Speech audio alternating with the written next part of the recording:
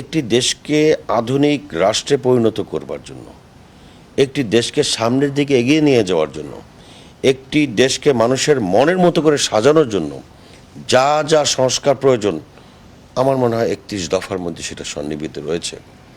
এবং এই 31 দফার আলোকে যদি মানুষ বুঝতে পারে যে 31 দফার মধ্যে কি কি আছে এবং 31 দফার মাধ্যমে এই দেশকে কিভাবে উন্নত করা সম্ভব, সেটা যদি মানুষের কাছে আমরা ঠিকমতো পৌঁছে দিতে পারি।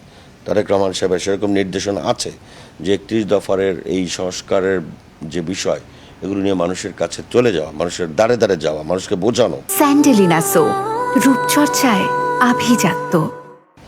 এটা যদি আমরা বাস্তবায়ন করতে পারি, তাহলে মানুষ বুঝতে পারবে যে তারেক রহমান সাহেব আসলেই এই দেশকে মানুষ যেভাবে চিন্তা করে তার থেকে ভালো করে এই দেশকে সাজাতে চান। এবং উনি হয়তো থাকবেন না, আমরা হয়তো থাকবো না, এই দেশটা কিন্তু রয়ে যাবে। এই দেশটা সামনের দিকে এগোনোর জন্য এই সংস্কারগুলো ঐতিহাসিক মাইল ফলক হিসেবে চিহ্নিত হয়ে থাকবে।